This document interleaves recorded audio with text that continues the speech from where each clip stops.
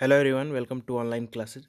आज की क्लासेज में हम लोग क्या पढ़ने वाले हैं? आज की क्लासेज में हम लोग पढ़ेंगे ए ट्रबुलेंट टाइम, द 1905 रेवोल्यूशन।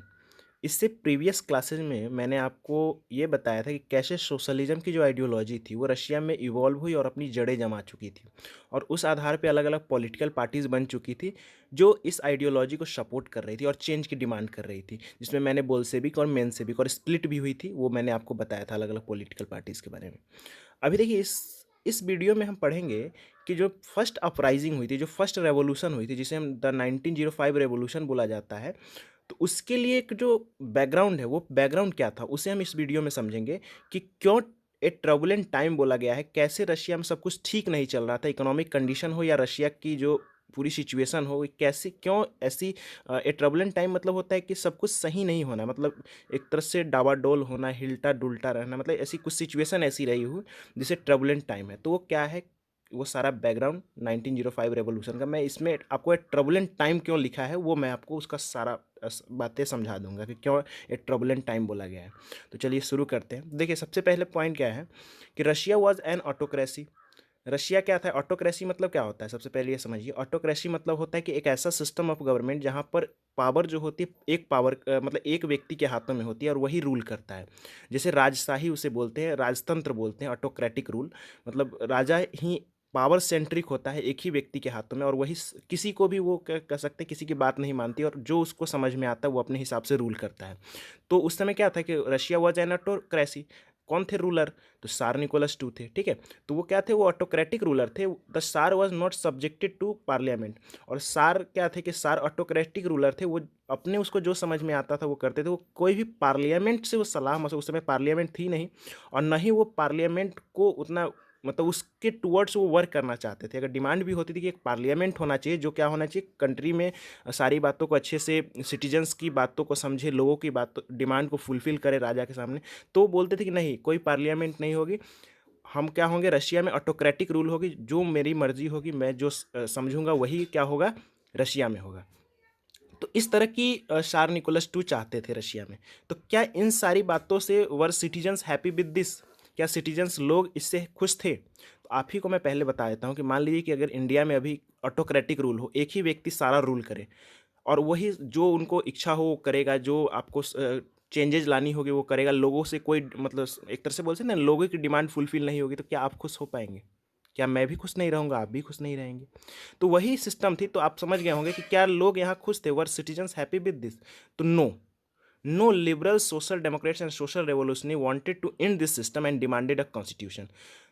कोई भी खुश नहीं थे। जो अलग अलग ग्रुप्स थी, जैसे लिबरल्स थे, सोशल डेमोक्रेट्स थे, या सोशल रेवोल्यूशनरीज थे, ये अलग अलग ग्रुप्स भी क्या थे, वहाँ के सिटीजन्स में जो बाइफ्रिकेशन थी, ये अलग अलग भले ही हो, इसमें डिफरेंसेस थी, लेकिन ये कोई भी इस सिस्टम से खुश नहीं थे। सब चाहते थे क्या हो, इस ऑटोक्रेटिक रूल का अंत होना चाहिए, ये राजा जो एक तरह से चला आ रहा है, ये ऑटोक्रेटिक रूल चला आ रहा है, इसका एंड होना चाहिए, और क्या होना चाहिए, कॉन्स्टिट्यूशन बनना चाहिए। क्या किसकी डिमांड कर रहे थे? पार्लियामेंट की डिमांड कर रहे थे, और एक कॉन्स्टिट्यूशन की डिमांड कर रहे थे, जो लोगों की बेसिकली लोगों की डिमांड को फुलफिल करे, और लोग जो चाहते हैं उसके अनुसार चला जाए। तो बेसिकली कोई भी खुश नहीं थे। इसके अलावा क्या थे, दे were supported by nationalist and ज़्यादादिस्ट। तो नेशनलिस्ट क्या है मैं आपको बता चुका हूँ कि क्या थे, जो नेशन की बात करते, जो राष्ट्र की बात करते थे, जो देशभक्त होते थे, उसे नेशनलिस्ट बोला गया था। तो इस बातों का सपोर्ट, जो ये ऑटोक्रेटिक रूल खत्म करने या पार्लियामेंट या कॉन्स्टिट्यूशन की बात की जा रही थी, तो उसका सपोर्ट नेशनलिस्ट भी करते थे। जो देशभक्त थे वो भी क्या करते थे, इसका सपोर्ट करते थे, और वो चाहते थे कि ऑटोक्रेटिक रूल खत्म हो। और इसके अलावा ज़्यादादिस्ट भी इसके सपोर्ट करते हैं। अब ज़्यादादिस्ट कौन है तो समझिएगा, वो लोग जो मुस्लिम रिफॉर्मर्स, ज़्यादादिस्ट मैं बता रहा हूँ, तो ज़्यादादिस्ट कौन थे, तो Muslim reformers in Russian empire who wanted to modernize Islams. देखिए, रशियन एम्पायर में ये मुस्लिम रिफॉर्मर्स थे, ज़्यादादिस्ट उनको बोला गया, जो मुस्लिम रिफॉर्मर्स जो इस्लाम को मॉडर्नाइज करना चाहते, जो ऑर्थोडॉक्स इस्लाम चला आ रहा था तो उसको मॉडर्नाइज करना चाहते थे, वो मुस्लिम रिफॉर्मर्स ज़्यादादिस्ट कहलाए। तो ज़्यादादिस्ट भी बेसिकली, और नेशनलिस्ट मतलब सभी क्या चाहते थे कि सभी ऑटोक्रेटिक रूल को ख़त्म करना चाहते थे, और एक पार्लियामेंट और कॉन्स्टिट्यूशन की डिमांड कर रहे थे। तो इस तरह से क्या था कि एक पूरी की पूरी डिमांड हो रही थी रशिया में। अभी ये डिमांड हो ही रही थी कि उस समय क्या था कि एक रशिया की इकोनॉमिक कंडीशन, और एक ऐसा टाइम पीरियड रशिया में आया जो एक तरह से सब कुछ हिल डुल रहा था, रशिया स्टेबल नहीं थी। तो क्या हो रहा था रशिया में, देखिए, autocratic rule along with bad economic condition made the time more turbulent। ऐसी डिमांड तो हो ही रही थी, लेकिन उसी समय क्या हुआ कि जो ऑटोक्रेटिक रूल के साथ साथ रशिया में बैड इकोनॉमिक कंडीशंस भी हुआ। मतलब कि बैड इकोनॉमिक कंडीशंस, मैं क्या कहना चाह रहा हूँ कि देखिए, उस समय ऐसा बोल सकते हैं कि ठीक से फूड ग्रेन्स या वेदर कंडीशंस खराब होने से क्या हुआ था, क्योंकि अब मैंने आपको बताया था कि रशिया की इकोनॉमी क्या थी, पूरी तरह से डिपेंडेंस किस पे डिपेंड थी, एग्रीकल्चर पे डिपेंड थी।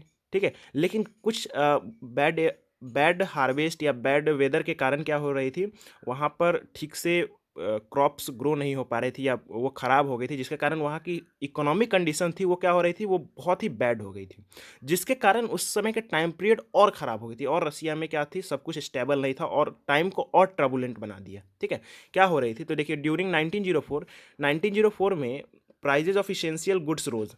ठीक है, अब मान लीजिए एग्रीकल्चर जो थी वो ठीक से वेदर कंडीशन के कारण खराब हो गई थी, या जैसे ही मान लीजिए कोई ऐसी सिचुएशन हो गई, राजा उस पर ठीक से ध्यान नहीं दे रहे थे, ऑटोक्रेटिक रूल थी, तो ये सब सही से मैनेज नहीं होने से क्या हो रही थी, जो फूड ग्रेन्स है या ठीक से वो प्रोड्यूस नहीं हो पा रही थी, और प्रोड्यूस नहीं होने से जो प्राइस ऑफ इसेंशियल गुड्स है, जो खाने पीने के सामान्य है, जो इसेंशियल गुड्स है, भोजन है, ये सारा फूड ग्रेन्स है, इनकी डिमांड क्या हो रही थी, इसकी प्राइजेज बहुत ही ज़्यादा बढ़ गई थी, बहुत ज़्यादा क्या हो गई थी, prices of essential goods rose price क्या हो रही थी, इसेंशियल गुड्स की बहुत ज़्यादा बढ़ गई थी, लेकिन रियल वेजेज डिक्रीज बाय 20%। अब रियल वेजेज क्या होता है, देखिए बताता हूँ मैं। आज मैं आप लोगों को, मान लीजिए कि आपके किसी के घर में, मान लीजिए उसको मैं बोलता हूँ कि चलिए 6,000 रुपये दे देता हूँ, तो क्या उनका फैमिली चल पाएगा अच्छे से? बिल्कुल नहीं चल पाएगा। लेकिन यही आज से 20 साल पहले उनको 6,000 रुपये दे दिया जाता, तो क्या उसका फैमिली अच्छे से चलती कि नहीं चलती? बिल्कुल अच्छे से चलती। क्यों? क्योंकि उस समय जो थी इसेंशियल गुड्स की प्राइस भी लो थी। ठीक है, तो उस समय जो एक तरह से बोलते हैं रियल वेजेज, वो उस सिचुएशन या उस टाइम पीरियड के अनुसार क्या थी, बहुत अच्छा था। 6,000 रुपये उस समय बहुत होते थे और आप अच्छे से उसको मैनेज कर सकते। लेकिन आज के समय में क्या है, उससे चलेगा पूरा पूरा फैमिली? नहीं चलेगा। क्यों? क्योंकि पैसा तो आज भी उतना ही मिल रहा है, लेकिन जो इसेंशियल गुड्स है या सामान जितने भी हैं खाने पीने के, ये जो हमारी ज़रूरत की सामान है, उनकी प्राइजेस क्या हो गई, बहुत ही हाइप कर गई या बहुत ही ज़्यादा रोज हो गई, बहुत ज़्यादा बढ़ गई है। तो इसके लिए जो वेजेज है, वो रियल वेजेज डिक्रीज हो गई है। पैसा उतना ही मिल रहा है, लेकिन पैसा क्या हो गया है, पैसे की कीमत घट गई है। जैसे मान लीजिए कि मैं आपको 1 लाख रुपए दे देता हूँ और कहता हूँ जाइए सामान लेके, तो 1 लाख रुपए क्या हुआ, बहुत हुआ। लेकिन आप जाते हैं मार्केट और मिलता है कि 50,000 के केजी आपको चावल मिलता है, तो क्या पैसा उसके लिए क्या है, इक्वल है क्या? आपकी मनी बोल सकते हैं रियल वेजेस, मतलब जितना आपको पैसा मिला, क्या वो बहुत है? नहीं है ना। क्योंकि इसेंशियल प्राइस की जो इसेंशियल गुड्स है उसकी भी प्राइस काफ़ी ज़्यादा क्या हो गई है, बढ़ गई है।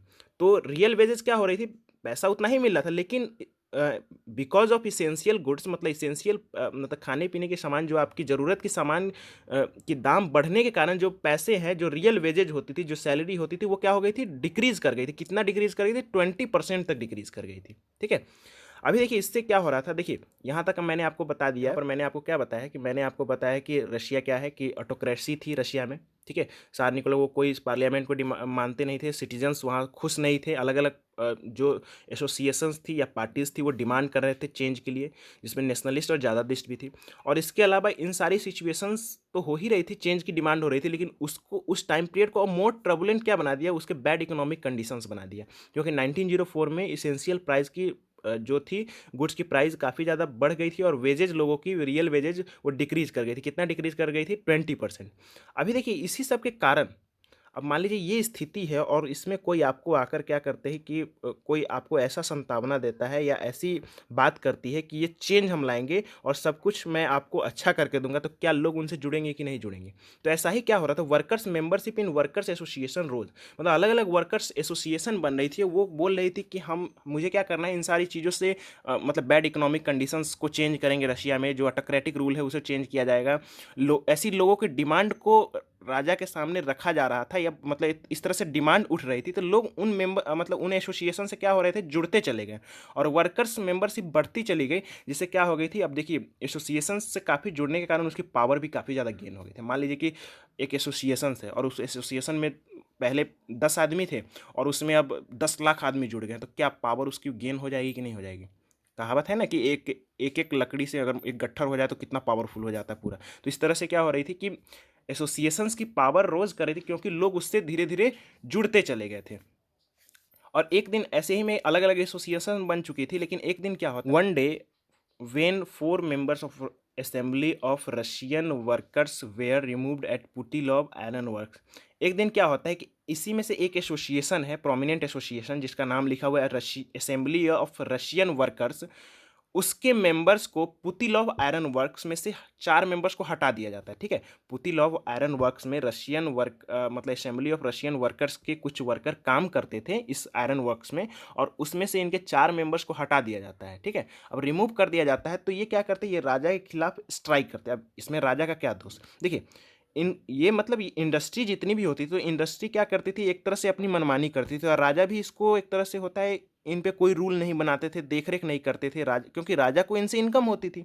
तो इसलिए ये सब क्या करते हैं, 10,000 workers in Saint Petersburg went to on strike, और 10,000 लोग क्या आ जाते हैं, 10,000 लोग सेंट पीटर्सबर्ग में स्ट्राइक करने आ जाते हैं। ठीक है, और स्ट्राइक करते हैं, और इन स्ट्राइक का मेन मोटिव क्या होता है, दे वर डिमांडिंग और रिडक्शन इन वर्किंग आवर्स।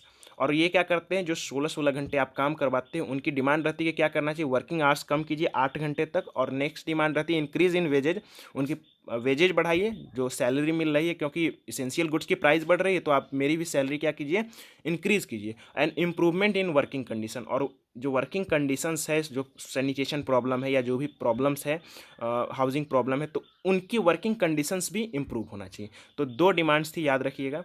कि देखिए क्या होता है, सबसे पहले समझिएगा इसको, एक बार मैं अच्छे से रिकॉल करवा देता हूँ ये वाला पॉइंट्स को पूरा।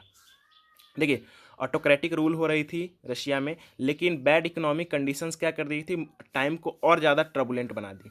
1904 में क्या हुआ था कि जो इसेंशियल गुड्स है उसकी प्राइस काफ़ी ज़्यादा बढ़ रही थी, और रियल वेजेज जो थे, जो सैलरी मिल रही थी, वो डिक्रीज कर गई थी 20%। और इसी बीच में एक दिन क्या होता है कि जो पुतिलोव आयरन वर्क्स है, तो उसमें से जो एक Russian assembly of Russian workers हैं, उनके 4 मेंबर्स को हटा दिया जाता है। अब इनसे इनसे इस असेंबली के जो जितने भी लोग हैं वो काफ़ी गुस्सा हो जाते हैं। मेंबर्स मिलकर 10,000 वर्कर्स क्या होते हैं, सेंट पीटर्सबर्ग में आकर स्ट्राइक कर देते हैं। ठीक है, और इनकी बेसिकली डिमांड क्या होती है, तो इनकी डिमांड होती है कि वर्किंग आवर्स जो क्या होनी चाहिए, कम होनी चाहिए, 8 आवर्स तक कम करो, और जो उनकी वेजेज है वो इंक्रीज़ करो, और उनकी वर्किंग कंडीशंस भी इम्प्रूव करो। तो ये बेसिकली डिमांड थी। तो मैं आपको एक ट्रबुलेंट टाइम मैं आपको इस क्लासेज में समझा दिया हूँ।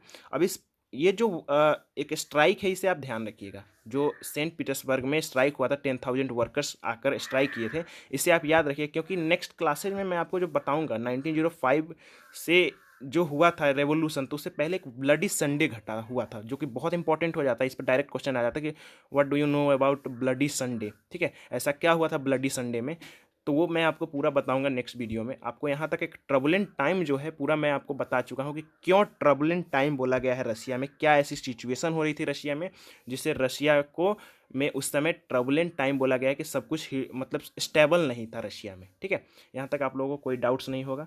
नेक्स्ट क्लासेज में मैं आपको इस 1905 रेवोल्यूशन बता दूंगा, क्या हुआ था, क्या क्या वो सारी पॉइंट्स, और इसमें आपको मैं एक बैकग्राउंड पूरा समझा दिया हूँ कि 1905 रेवोल्यूशन होने के पीछे एक ट्रबुलेंट टाइम रशिया में है, उसके बैकग्राउंड क्या रही है। ठीक है।